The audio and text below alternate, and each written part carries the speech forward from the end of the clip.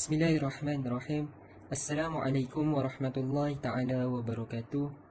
Alhamdulillahi rabbil alamin. Wassalatu wassalamu ala ashrafil anbiya'i wal mursalin wa ala alihi wa sahbihi ajma'in.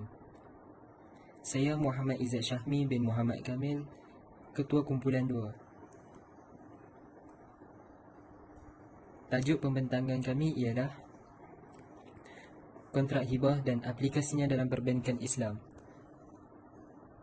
Sebelum saya memulakan pembentangan ini, terlebih dahulu saya memperkenalkan ahli kumpulan saya, iaitu Wan Muhammad Azamuddin, Muhammad Alif Aidil dan Muhammad Nizamuddin. Pendahuluan hibah. Hibah merupakan salah satu instrumen penting dalam pengurusan harta Islam. Ia merupakan proses pemberian harta yang berlaku semasa hidup. Penggunaan hibah dalam pengurusan harta semakin mendapat tempat dalam kalangan masyarakat Islam. Hal ini kerana hibah merupakan kontrak satu pihak dan merupakan satu amal kebajikan. Dalam sistem keuangan Islam, institusi perbankan Islam lazimnya mengamalkan konsep hibah untuk memberikan ganjaran kepada pendeposit wadiah atau qard. Okey, seterusnya kita pergi kepada pengertian hibah. Perkataan hibah tu berasal daripada kata kerja bahasa Arab, iaitu wahaba, yang membawa maksud pemberian tanpa mengharapkan sebarang balasan. Okey, yang tu perkataan hibah ni dari segi bahasa dan istilah pula. Dari segi bahasa, hibah ni bermaksud pemberian, sama ada dalam bentuk ain atau sebaliknya. Okey, kemudian dari segi istilah syarak pula, ialah suatu akad yang mengandungi pemberian milik oleh seseorang secara sukarela terhadap hartanya kepada seorang yang lain pada semasa dia hidup tanpa mengharapkan sebarang balasan, dengan menggunakan lafaz ijab dan kabul atau seumpama dengannya. Okey. Kemudian kita tengok daripada perbezaan sedekah dan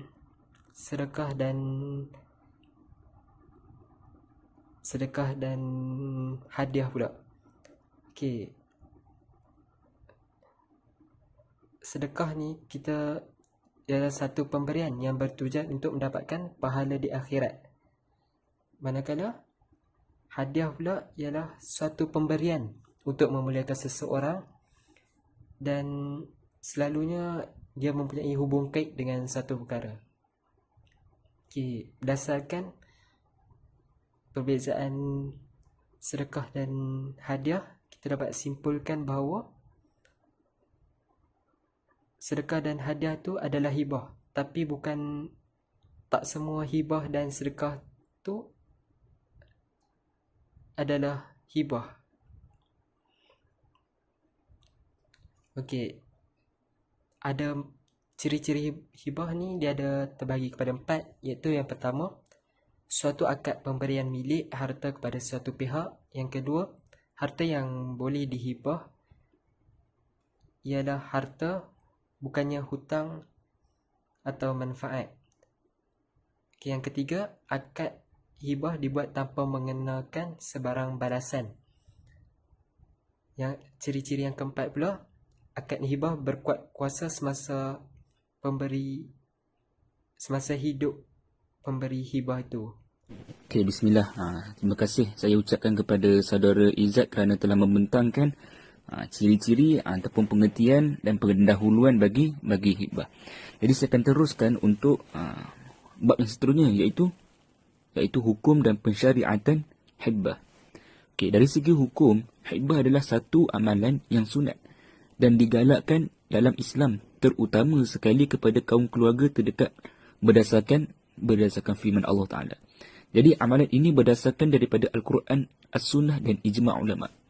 Ia berdasarkan firman Allah Subhanahu Wa Taala di dalam Al-Quran, di dalam surah An-Nisa ayat yang keempat, yang bermaksud, kemudian jika mereka menyerahkan kepada kamu sebahagian daripada mas kahwin itu dengan senang hati.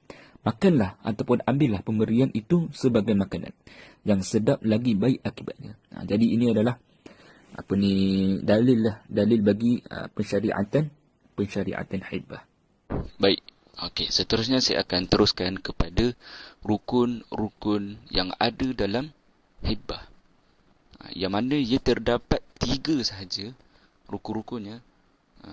Kita teruskan kepada yang pertama, iaitu pihak-pihak yang melakukan akad hibah terdiri daripada pemberi hibah ataupun wahib dan penerima hibah ataupun mauhub lahu. Maknanya benda ni perlu ada sebelum melakukan akad hibah. Jadi yang kedua ialah akad hibah menerusi ijab dan kabul. Dan yang ketiga, adanya barang yang dihibahkan itu, yakni mauhub. Jadi ini adalah rukun-rukun yang perlu ada dalam hibah. Maka kalau salah satu gugur, akan tidak terjadilah, akan tidak terjadi hibahnya. Okey, alhamdulillah. Jadi kita teruskan kepada syarat-syarat hibah. Ada berapa syarat hibah ni? Okey, syarat hibah ni dia ada 3 je. Ada 3 je. Jadi kita teruskan kepada yang pertama. Yang pertama yang perlu ada ialah pemberi hibah lah. Tak ada pemberi hibah, macam mana nak terjadi hibahnya itu? Okey. Jadi pemberi hibah hendaklah seorang yang berkeahlian seperti sempurna akal, baligh ataupun rushd. Pemberi hibah mestilah tuan punya barang yang dihibahkan dan seorang pemilik mutlak barang atau harta tersebut. Okey, seterusnya yang kedua, penerima hibah ataupun dikenali sebagai al-mauhub lahu. Okey, penerima hibah boleh terdiri daripada sesiapa saja, asalkan dia mempunyai keupayaan memiliki harta, sama ada mukallaf ataupun bukan mukallaf. Sekiranya penerima hibah bukan mukallaf, seperti masih belum akil baligh dan kurang upaya, maka hibah boleh diberikan kepada walinya atau pemegang bagi pihaknya. Alright, kita teruskan kepada yang ketiga. Yang ketiga apa dia?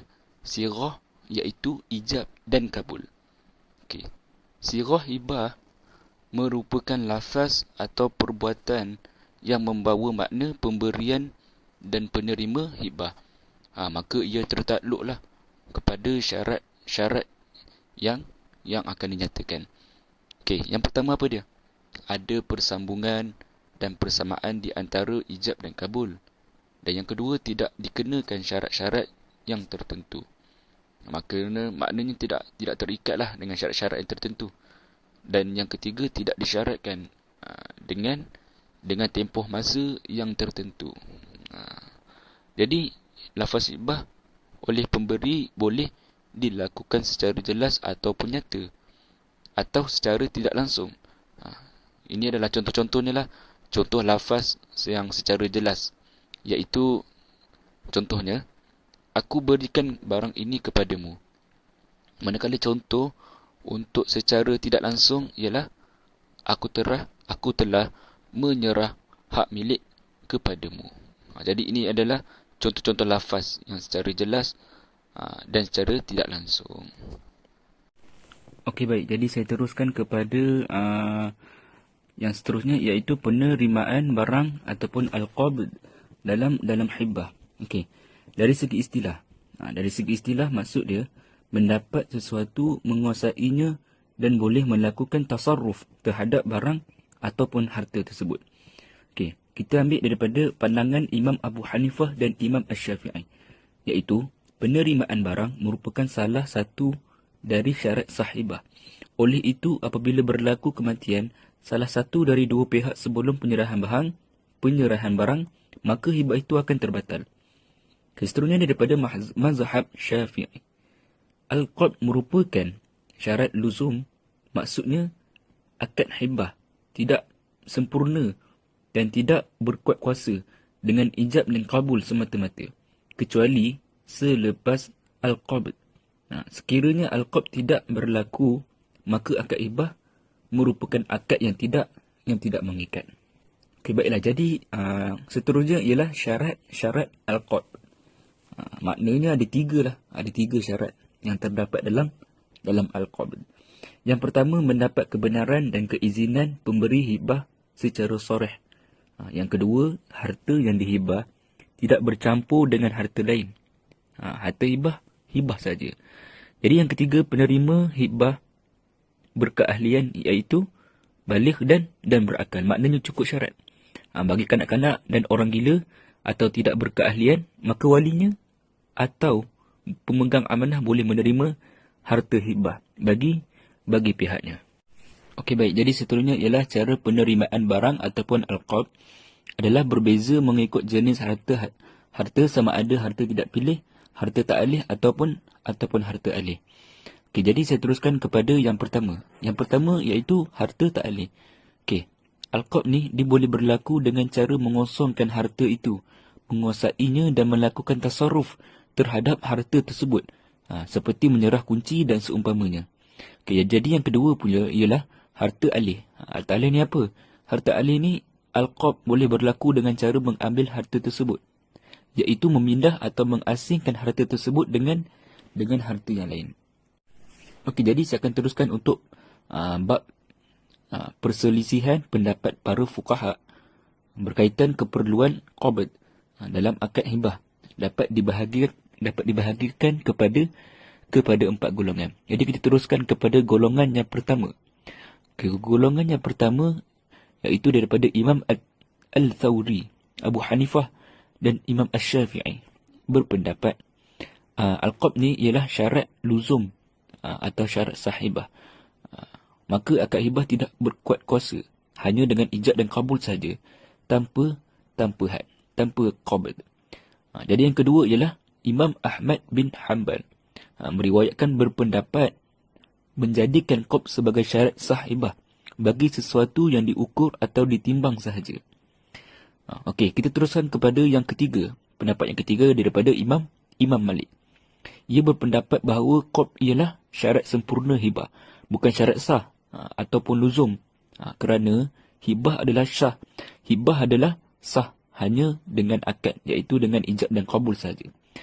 Kejadian keempat, pendapat yang terakhir, iaitu daripada Imam Ahmad, Al-Thawr dan mazhab Zahiri berpendapat qabd bukanlah merupakan salah satu daripada syarat hibah. Ia bukan syarat sah mahupun syarat sempurna hibah, kerana bahkan hibah sah hanya dengan akad sahaja. Saya ulang balik pendapat yang keempat tadi. Imam Ahmad, Abu Thawr dan mazhab Zahiri berpendapat qabd ni bukan merupakan salah satu daripada syarat sah hibah. Ia bukan syarat sah mahupun syarat sempurna. Syarat sempurna hibah, bahkan hibah sah hanya dengan akad saja. Assalamualaikum warahmatullahi wabarakatuh.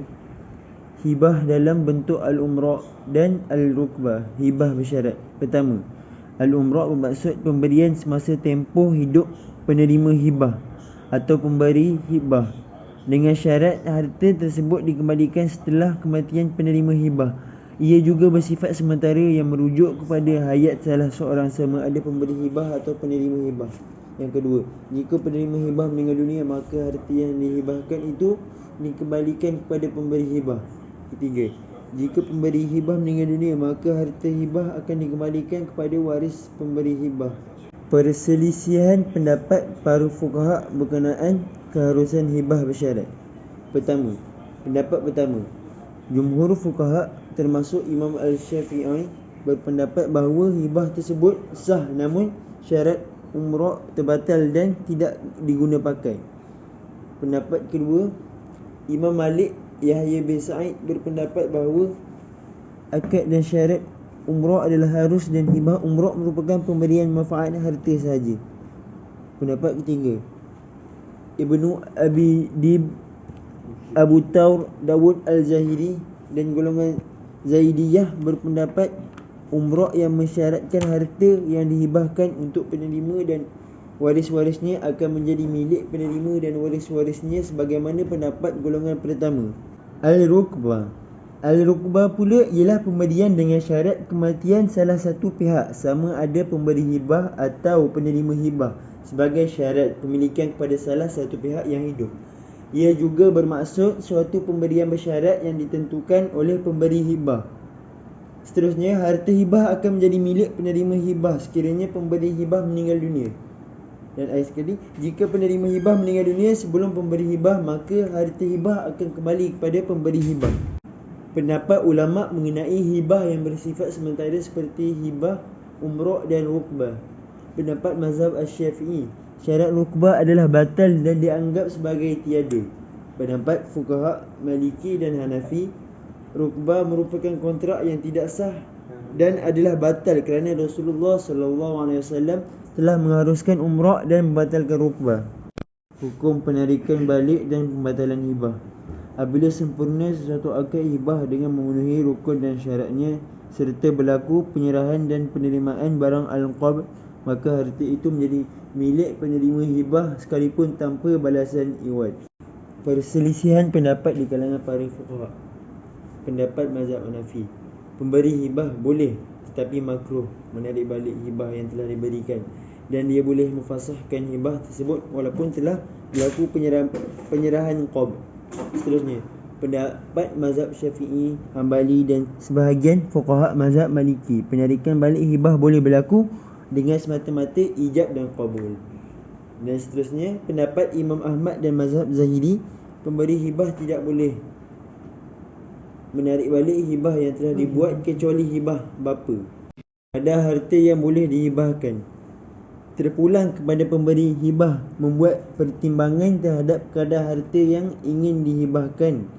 Islam menggalakkan hibah diberikan secara adil, lebih-lebih lagi jika diberikan kepada anak-anak. Jumhur ulama Hanafi, Maliki dan Syafi'i berpendapat bahawa sunat menyamakan pemberian di antara anak-anak dan pemberian yang lebih kepada salah seorang daripada mereka adalah makruh hukumnya, walaupun pemberian itu sah. Menurut mazhab Hambali, keadilan dalam pemberian hibah kepada anak-anak merupakan perkara yang wajib, manakala menurut Imam Malik tidak boleh memberi hibah semua harta kepada sesetengah anaknya dan tidak kepada yang lain. Penarikan balik atau pembatalan hibah dalam silah al-zawjiyah, hubungan perkahwinan. Dalam silah zawjiyah, apabila suami atau isteri menghibahkan sesuatu kepada pasangannya, maka penghibah tidak diharuskan untuk merujuk hibahnya.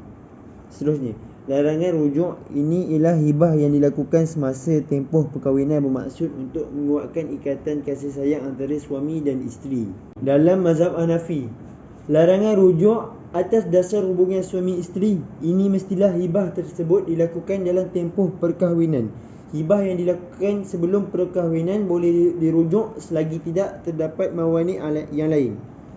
Seterusnya, Imam Abu Hanifah memberi penekanan bahawa rujuk juga tidak dibenarkan sekiranya isteri membuat dakwaan bahawa hibahnya kepada suami di luar kerelaannya, iaitu dengan pasangan suami. Dan akhir sekali, Imam Asy-Syafi'i mensyaratkan semestinya untuk melaksanakan hibah adalah secara sukarela dan tiada unsur paksaan. Jumhur fuqaha mazhab Maliki, Syafi'i, Hambali dan Zahiri berpendapat bahawa bapa diharuskan menarik balik hibah yang telah diberikan kepada anak dengan beberapa syarat tertentu, sama ada tujuan penarikan balik tersebut untuk memberi kesamarataan pemberian di kalangan anak-anak atau tanpa tujuan tersebut. Mazhab Hanafi, Al-Tawri dan satu riwayat lain daripada Imam Ahmad berbeza pendapat dengan jumhur fuqaha dengan tidak mengharuskan penarikan balik hibah bapa kepada anaknya. Mereka berhujah berdasarkan sabda Rasulullah SAW, orang yang menarik balik hibahnya seperti anjing yang muntah kemudian makan muntahnya kembali. Riwayat Al-Bukhari. Hibah pada masa maron al-wad. Maron al-wad bermaksud sakit yang boleh menyebabkan kematian. Syarat-syarat maron al-wad ialah: yang pertama, penyakit itu yang menyebabkan kematian si mati.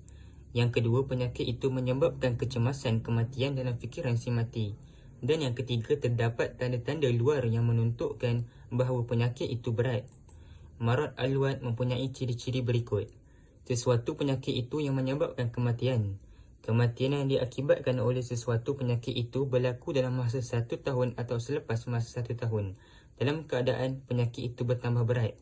Sesuatu penyakit itu boleh melupakan dan melalaikan seseorang pesakit itu daripada kepentingan yang bersifat keduniaan. Pandangan Imam Asy-Syafi'i, apabila seseorang menghibahkan masa sakitnya suatu hibah lalu belum diterima oleh penerima hibah suatu yang dihibahkan sehingga penghibah meninggal, maka tidaklah bagi yang dihibahkan itu sesuatu dan hibah tersebut bagi para waris penghibah. Hibah pada masa marad al-wad ialah pemberian yang dibuat oleh seseorang yang sakit tenat yang boleh membawa kepada kematian. Pemberian melalui wasiat dan tertakluk kepada hukum wasiat iaitu: yang pertama, pemberian itu tidak melebihi 1/3 daripada harta si mati. Yang kedua, pemberian itu tidak diberikan kepada waris kecuali waris-waris lain yang telah bersetuju. Aplikasi hibah di Malaysia. Di Malaysia tiada peruntukan khusus mengenai hibah yang diperundangkan. Setakat ini yang ada hanyalah peruntukan yang menjelaskan tentang bidang kuasa mahkamah syariah. Mengenainya termasuk dalam butiran 1 senarai 2 jadual ke-9 Perlembagaan Persekutuan yang menyatakan bahawa kecuali mengenai wilayah Persekutuan Kuala Lumpur, Labuan dan Putrajaya, hukum syarak dan undang-undang diri dan keluarga bagi orang yang menganut agama Islam, termasuk hukum syarak yang berhubungan dengan mewarisi harta berwasiat dan tidak berwasiat, pertunangan, perkahwinan, penceraian, mas kahwin, nafkah, pengambilan anak, taraf anak, penjagaan anak, pemberian, pembahagiaan harta dan amanah bukan khairat, wakaf dan ta'rif serta peraturan mengenai amanah khairat dan khairat agama, pelantikan pemegang-pemegang amanah dan perbadanan bagi orang-orang mengenai pemberian agama dan khairat, yayasan amanah khairat dan yayasan khairat yang dijalankan kesemuanya dalam negeri. Dalam mesyuarat jawatankuasa perundingan hukum syarak wilayah Persekutuan kali ke-56 pada 5 Oktober 2000, memutuskan bahawa perletakan syarat adalah dibenarkan di antara pemberi dan penerima hibah setelah berlaku ijab dan kabul. Majlis Penasihat Syariah MPS Suruhanjaya Security dalam mesyuarat ke-44 pada 15 Januari tahun 2003 menerima pakai prinsip hibah rukbah sebagai asas syariah dalam pelaksanaan borang akuan hibah untuk transaksi yang melibatkan akaun bersama tabung unit amanah, terutamanya akaun yang dipegang oleh orang Islam. Sekian dari kami. Terima kasih.